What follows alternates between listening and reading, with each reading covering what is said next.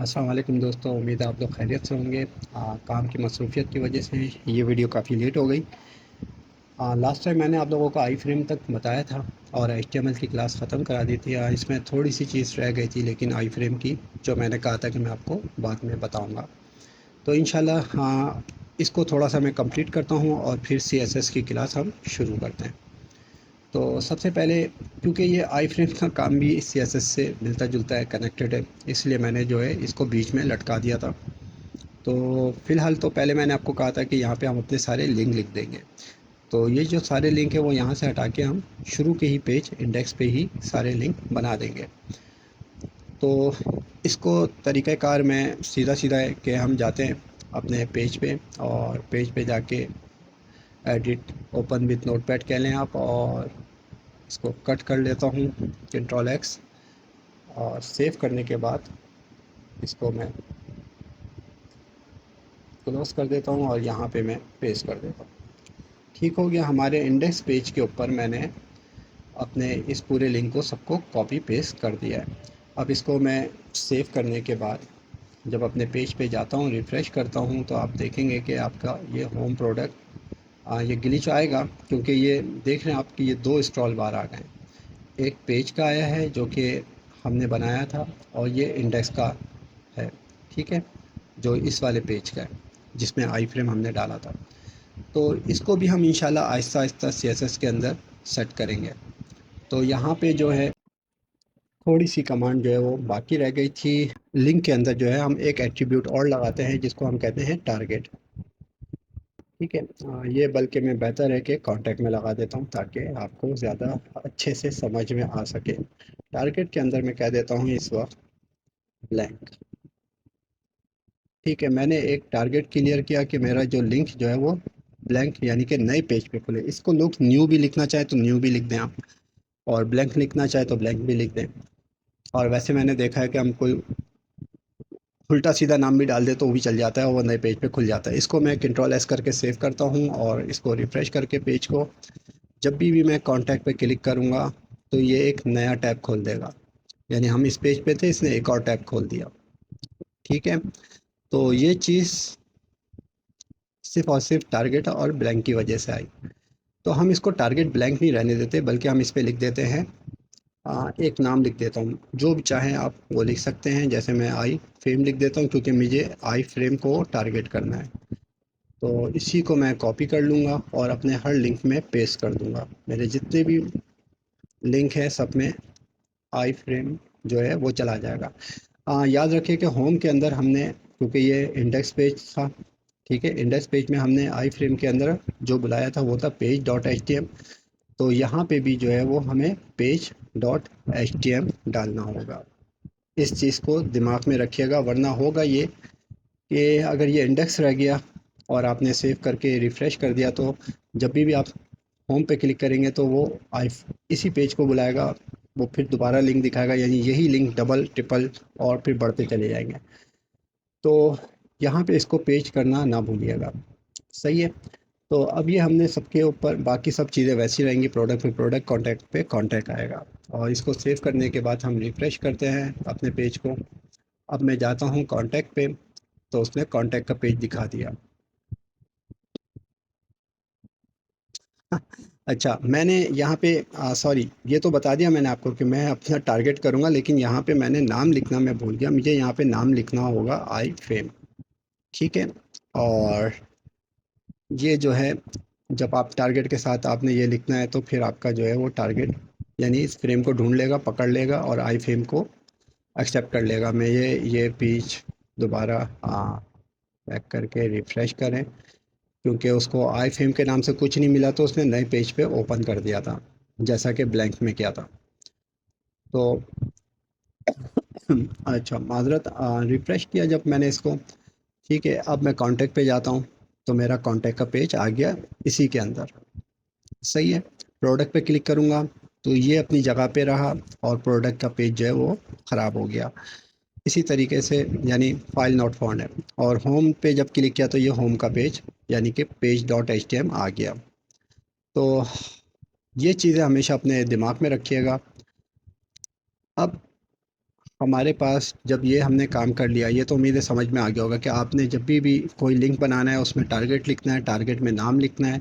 जो नाम आप यहाँ पे लिखेंगे वही आई फ्रेम का नाम भी होगा।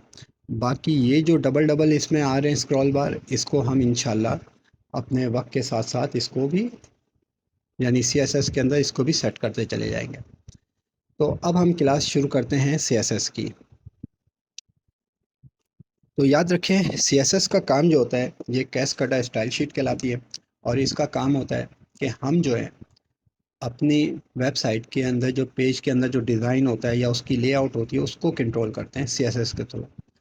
और इससे हमें बहुत ज़्यादा बेनिफिट क्यों मिलता है वो इंशाल्लाह आहिस्ता आहिस्ता आपको पता चलता जाएगा। पहला काम तो ये है कि हम तीन तरीके से जो है अपनी CSS वेबसाइट के अंदर लिखते हैं। यानी कोई भी पेज हो उसमें आप तीन तरीके आप इस्तेमाल कर सकते हैं। पहला पेज तरीका जो है वो है कि अगर आपके पास कोई यूनिक स्टाइल है, यानी हम सिर्फ वही जगह जो है चेंज करना चाहते हैं और उसके अलावा पूरी वेबसाइट नॉर्मल रहे, तो फिर ऐसी कंडीशन में हम डायरेक्ट, जैसे पैराग्राफ का मैंने एट्रीब्यूट यूज़ किया, इसके अंदर मैंने CSS को इस्तेमाल करने के लिए स्टाइल लिख दिया। ठीक है, ये डबल कॉमा तक है, style equal double comma start किया और फिर जो भी हमने CSS की प्रॉपर्टी है वो यहाँ पे लिखेंगे और फिर उसको बंद कर देंगे। तो एक तरीका तो हमारा ये होता है, ठीक है, कि जिस चीज़ को आपने यूनिक बनाना है या उसका स्टाइल चेंज करना है तो वो ऐसे हो जाएगा। फिर अगर आप चाह रहे हैं कि आपका जो पेज है उसके अंदर काफ़ी चीज़ें जो हैं वो आपने अप डाउन करनी है, यानी एक चीज़ है वो बार बार इस्तेमाल होनी है, तो ऐसी कंडीशन में हम स्टाइल हेड के अंदर ही स्टाइल लिख देंगे। जिस तरीके से हमने टाइटल लिखा था, टाइटल के बाद हम स्टाइल डाल देंगे और फिर वो अपना तरीकाकार यहाँ पे लिखना शुरू करेंगे, जो आगे जाके वो भी मैं आपको इंशाल्लाह सिखाऊंगा। फिर उसके बाद तीसरा तरीका है file dot C S S का। और इस file dot C S S के अंदर जो है हम सारी कमांड को एक ही जगह पे जाके लिख लेते हैं और लिंक दे देते हैं अपने पेज को, कि वहाँ से जो है वो फाइल को उठा लो और वहीं पे हमारी सारी क्लास डिफाइंड है। हाँ, ये क्लास वगैरह क्या है सब आपको ऐसा ऐसा इंशाल्लाह फिर मैं बताता जाऊँगा। तो ये तीन तरीके होते हैं हमारे इस्तेमाल करने के। हम वापस चलते हैं अपने काम की तरफ। तो सबसे पहले जो मैंने आपको तरीका बताया था कि हम अपनी किसी भी चीज़ को, क्योंकि अभी समझाना मकसूद है तो इसलिए मैं आपको पहले आहिस्ता आहिस्ता करके लेके चलूँगा। तो पहला तरीका ये होता है कि हम जो है अपने ही चीज़ के अंदर उसको, यानी किसी भी चीज़ को यूनिक बनाना हो। तो आपको पता है कि इस पूरे पेज में ये वाली जगह जो है वो सबसे यूनिक बन गई है, यानी ये एक ही दफ़ा आएगी और हर दफ़ा नीचे का पेज चेंज होगा, ऊपर का लिंक चेंज नहीं होगा। तो ऐसी कंडीशन में हम इसको, हमें ऊपर या कहीं और पे लिखने के बजाय हम यहीं पे डायरेक्ट इसका स्टाइल दे देंगे। जैसा कि स्टाइल लिखा मैंने, क्योंकि जो स्टाइल मैं इसको दे रहा हूँ वो और किसी को नहीं दूंगा। तो इसके अंदर मैं CSS की प्रॉपर्टी यूज़ कर लेता हूँ बैकग्राउंड। ठीक है, बैकग्राउंड लोग कलर भी यूज़ करते हैं, आपकी मर्ज़ी, आप चाहें तो यूज़ करें या ना करें, कोई मसला नहीं है। फिर इसके बाद आपने हैश डालना है और हैश डाल के आपने कलर कोड लिख देना है। ठीक है, अब ये कलर कोड क्या है ये मैं अभी आपको बताता हूँ। इसको रिफ़्रेश किया, अब आप देखें एक हल्की सी ग्रे लाइन आ रही है। ठीक है, होम प्रोडक्ट कॉन्टेक्ट अस, और ये एक ग्रे लाइन छोटी सी आ रही है, पतली सी। तो ये हमारा जो चीज़ है ये हमारे सामने आ गई कि हमने ये बैकग्राउंड लिया था। अब अगर आपको चाहिए कि ये कलर कोड कैसे चेंज होते हैं, क्या होते हैं, किधर से मिलेंगे, तो आपने MS पेंट इस्तेमाल कर लेना है, या फिर अगर आपके MS पेंट में ये ऐसे ऑप्शन नाम नज़र आए, यानी जहाँ पे आपको मोर कलर का ऑप्शन नज़र आता है, ठीक है, आपके अपने उसमें देखिएगा जहाँ पे मोर कलर का आएगा ऑप्शन, वहाँ जाएंगे आप। जो सा भी कलर आपको समझ में आ रहा है आपने उस पर ले जाके रख लेना है। तो आप देख रहे हैं यहाँ पे ये वैल्यू खुद ब खुद चेंज हो रही है, इसको हम हेक्सा कलर कहते हैं। ठीक है, तो ये हमारे पास कोड आ रहे हैं इसके, और जो आपको कलर अच्छा लगे वो आपने लेके कॉपी कर लेना है। ठीक है, कॉपी कट जो भी चाहे समझ में आए और इसको इधर आपने लगा देना है। ये फ़ोटोशॉप के अंदर भी आपको कलर पिकर वगैरह टूल के अंदर मिल जाएगा। बस ये याद रखिएगा कि जिस कोड के आगे हैश लिखा हुआ होगा यही आपका है, उसके बाद ये 6 नंबर होते हैं टोटल, 1 2 3 4 5 6। अगर आपने 3 लिखा तो वही इन्हीं तीनों को दोबारा रिपीट करके 6 कर देगा खुद ही।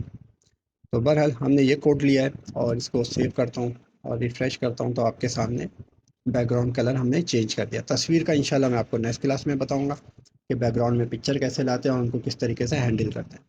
तो यहाँ तक तो आपको उम्मीद है समझ में आ गया होगा कि बैकग्राउंड कलर हम किस तरीके से चेंज कर रहे हैं। इसके अलावा एक और चीज़ जो मैं आपको बताता चलूँ कि जब हम इसी स्टाइल के अंदर दूसरी कोई कमांड लगाना चाहते हैं, जैसे मैं चाहता हूँ कि ये मेरा बिल्कुल ही पतली सी लाइन है, इसको थोड़ा सी मोटा कर दे, चौड़ा कर दे, तो हम यहाँ पे लगाएंगे पैडिंग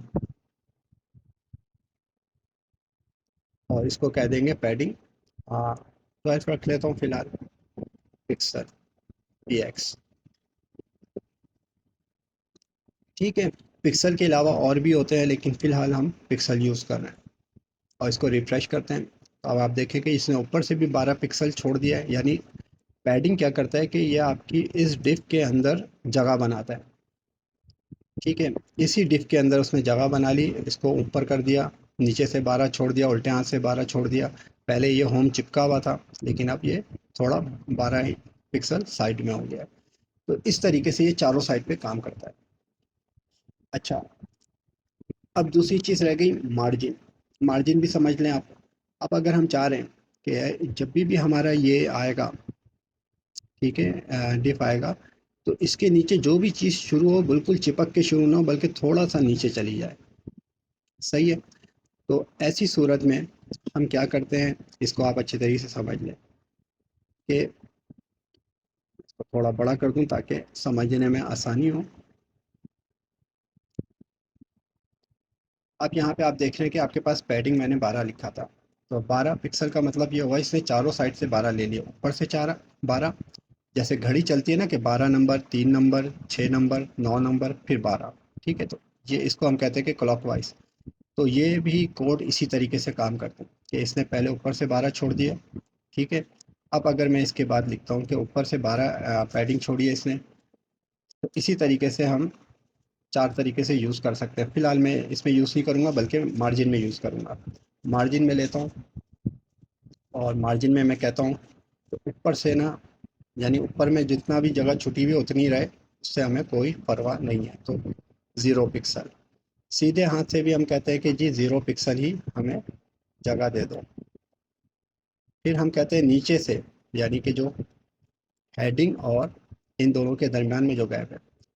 ठीक है, अब इसकी बात हो रही है, तो मैंने कहा 50 पिक्सल चला जाए, यानी ये हेडिंग जो है इससे 50 पिक्सल नीचे हो जाए। अब हेडिंग यहाँ के बजाय थोड़ी नीचे आएगी। फिर उल्टे हाथ से मैंने कहा कि यार उल्टे हाथ से भी जो है आप 0 पिक्सल ही रहने दो और इसको सेव कर देता हूँ। तो ये काम आप पैडिंग में भी यूज़ कर सकते हैं, बॉर्डर है और भी दूसरी चीज़ें हैं उनमें भी इसी तरीके से आप अपनी कमांड यानी प्रॉपर्टी को यूज़ कर सकते हैं। तो फिलहाल मैंने ये चारों को इस्तेमाल किया और इसको रिफ़्रेश किया। अब आप देखें कि हेडिंग में और इसमें गैप आ गया, जबकि ऊपर से 0 पिक्सल जो छोड़ा था वो वैसे ही है, उल्टे हाथ से भी वैसे ही है। ठीक है, और सीधे हाथ से भी।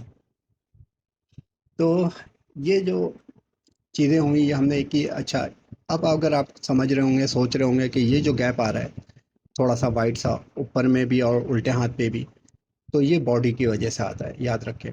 तो बॉडी को अमूमन क्या करते हैं लोग कि बॉडी के अंदर जाके स्टाइल में मार्जिन को हम कह देते हैं 0 पिक्सल,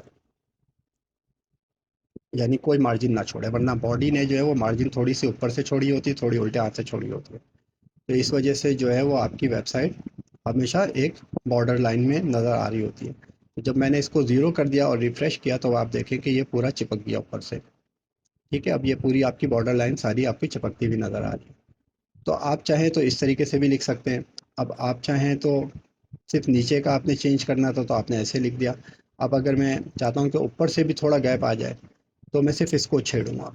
मिसाल के तौर पे मैं आपको 10 करके दिखा रहा हूँ अभी। तो ये क्या करेगा कि ऊपर सीधे हाथ, फिर नीचे, फिर उल्टा हाथ, यानी कि यहाँ पे 12 बज रहा है, यहाँ पे 3 बज रहा है, यहाँ पे 6 बजेगा और यहाँ पे आपकी घड़ी का 9 बज रहा होगा। तो इस तरीके से आप याद कर सकते हैं क्लॉकवाइज। तो इसको जब आप रिफ़्रेश करेंगे तो आप देख रहे हैं कि ऊपर से आपके टाइमिंग का जो वो एरिया है वो, यानी ऊपर से उसने 10 पिक्सल छोड़ दिया जितना मैंने कहा था। तो इस तरीके से भी लोग इसकी सेटिंग वगैरह करते हैं।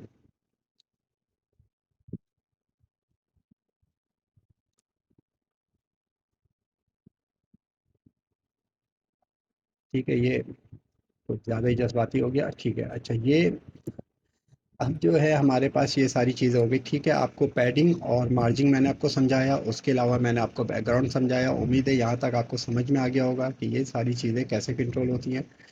इनकी जो है थोड़ी सी भी प्रैक्टिस किएगा। अब इसी तरीके से हेडिंग के अंदर हम चाहते हैं कि इससे नीचे वाली चीज़ मज़ीद नीचे चली जाए, तो फिर हमने यही इसी तरीके से कमांड यूज़ करनी है। इसके अलावा हम दूसरा एक और तरीका है, वो यूँ है कि आप 50 को रहने दें यहाँ पर। और ये मैं इसका दूसरा तरीका भी बता रहा हूँ एक और, यानी इसके एक तरीके से तीन तरीके हो गए कह लें आप। कि पहला तो हमने मार्जिन लिख के जो लिखा वही सब में अप्लाई हो गया। अब इधर मैंने लिख दिया बॉटम।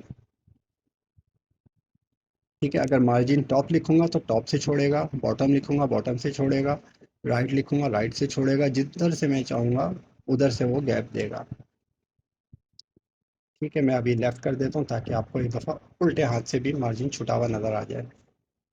इसने यहाँ से छोड़ दिया मार्जिन। ठीक है, इसने पूरी डिप को 50 के बाद से स्टार्ट करनी शुरू की है। इसी तरीके से हम इसको टॉप कर दें तो ये टॉप से छोड़ देगा, और राइट कर दे तो ये राइट से छोड़ देगा। ठीक है, ये तीनों तरीके हैं जो मैंने आपको बता दिए। ये इसमें भी होते हैं, मार्जिन में भी होता है, पैडिंग में भी होता है। ठीक है, इसी तरीके से बॉर्डर आएगा आगे। हाँ, बॉर्डर मैं आपको यहीं पे बता देता हूँ, आज ही बता देता हूँ ताकि ये वाला मामला तो आज ही क्लियर हो जाए। बॉर्डर में ये होता है कि बॉर्डर हम लिख देते हैं, और बॉर्डर के बाद आप याद रखें कि आपका बॉर्डर कितना पिक्सल होना चाहिए। मिसाल के तौर पे जितना मोटा आपको चाहिए उतना आपने पिक्सल यूज़ कर लेना है। फिर आपने सॉलिड लाइन यूज़ करनी है तो सॉलिड लिख दें। फिर अगर आपको कोई कलर दूसरा नया कलर को इस्तेमाल करना है तो फिर दोबारा आपको उसके लिए पेंट में जाना पड़ेगा, जो मैंने बंद कर दिया था।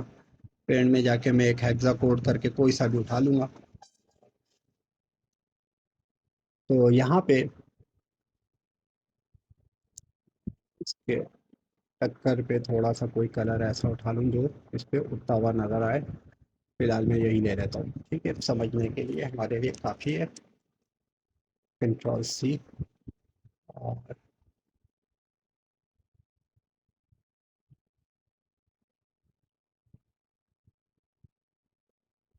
ठीक है, हमने सॉलिड लिखा था और सॉलिड के बाद हमने ये कलर कोड डाल दिया। इस सॉलिड की जगह और भी चीज़ें होती हैं, डबल और दूसरी तरीके। ठीक है, वो भी हम डाल सकते हैं, वो स्टाइल भी होते हैं। वो आप W3 स्कूल की वेबसाइट पे भी जाके देख सकते हैं आप। ठीक है, तो इस पे एक अदद बॉर्डर के आगे मैंने कॉलन डालना भूल गया था, सॉरी। और कंट्रोल एस सेव दोबारा कर रहा हूँ,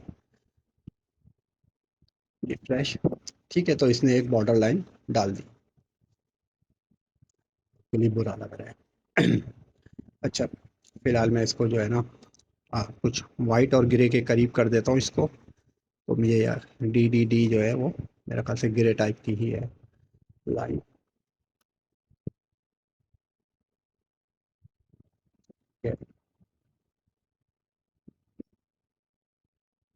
3 दफ़ा लिखने का मतलब हुआ कि 6 दफ़ा ई ही यूज़ होगा। ठीक है, तो जो आप चाहें वो बॉर्डर लाइन आप इसमें डाल सकते हैं। अगर आप इसमें स्टाइल इसका चेंज करना चाहते हैं तो W3 स्कूल में देख लें, उसमें काफ़ी सारे स्टाइल आपको लिखे हुए मिल जाएंगे।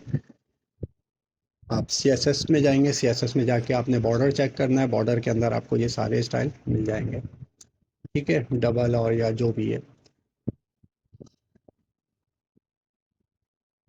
तो उम्मीद है यहाँ तक आपको समझ में आ गया होगा कि आपने जो है अभी जो काम किया है वो सिंपल सिंपल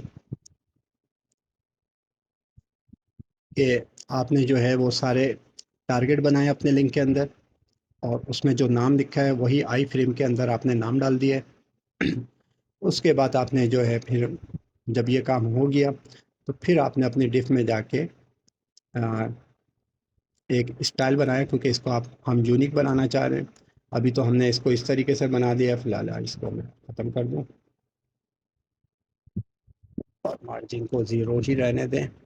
फिलहाल हमें कोई मार्जिन अभी कुछ चेंज नहीं करनी। ठीक है। और जब मार्जिन ज़ीरो है तो हम इसको ख़त्म करना चाहें तो ख़त्म ही कर दें, ठीक है, तो वो बेहतर है। अच्छा, फिर बॉर्डर हमने बताया कि बॉर्डर जो है वो हमने 5 पिक्सल यूज़ किया। Border right, border left, border top bottom, ये सब आप CSSW3 स्कूल के उस पे जाके आप चेक कर लिएगा, आपको ये भी नज़र आ जाएंगे सारी चीज़ें। फ़िलहाल यहाँ तक उम्मीद है आपको समझ में आ गया होगा कि बैकग्राउंड कैसे चेंज होता है, ठीक है। पैडिंग हमने जो है उससे हमें अंदर के जो ये जो ग्रीन हमने बैकग्राउंड इस्तेमाल किया है, तो पैडिंग जब हम यूज़ करेंगे, जितनी ज़्यादा हम पैडिंग करेंगे तो ये अंदर का ग्रीन वाला हिस्सा बढ़ता जाएगा, ठीक है। जैसे मैं इसको यहाँ पे अभी फ़िलहाल 40 कर देता हूँ, 42, और रिफ्रेश कर देता हूँ। अब आप देख रहे हैं कि ये एक बड़ा, एक नॉर्मल एक उसने उतना ले लिया जगह। तो इस तरीके से हम इसमें पैडिंग यूज़ कर लेते हैं। फिर हमने जो है वो यूज़ की मार्जिन यूज़ किया था, मैंने आपको बताया था कि अगर आप चाह रहे हैं कि आपकी जो नीचे जो भी चीज़ आए वो थोड़ी सी जगह छोड़ के आए तो फिर आप मार्जिन यूज़ कर सकते हैं। फिर इसी तरीके से जो है वो आप बॉर्डर है और दूसरी चीज़ें, तो वो सब आप इस्तेमाल कर सकते हैं। तो फ़िलहाल यहाँ तक हम अपना काम कर लेते हैं, और आहिस्ता आहिस्ता हम इंशाल्लाह इस CSS की जो डबल लाइनें आ रही है, जैसे अभी ये पेज आप देख रहे हैं कि ये ज़्यादा आगे नहीं जा पा रहा होगा, तो इन सबको भी हम इंशाल्लाह आगे जाके इसको भी फिक्स कर लेंगे। यानी मैं अभी सिलेक्शन बना रहा हूँ तो ये नीचे जा रहा है, वरना तो ये अब ऊपर मैं ले जाऊँगा तो ये ऊपर पूरा शायद ना जाए, ये यहीं पे आके अटक गया। तो फिर मुझे सिलेक्शन बना के ऊपर ले जानी पड़ेगी, तो फिर जाके ये जाएगा। तो ये फ़िलहाल इसके अंदर एक प्रॉब्लम रहेगी आपको, लेकिन जैसे जैसे हम CSS में जाए के इनको आहिस्ता आहिस्ता सेट करते जाएंगे तो ये आपकी सारी चीज़ें फिक्स हो जाएंगी। तो तब तक के लिए अल्लाह हाफिज़, उम्मीद है आपको समझ में आया होगा। मिलते हैं नेक्स्ट क्लास में इंशाल्लाह।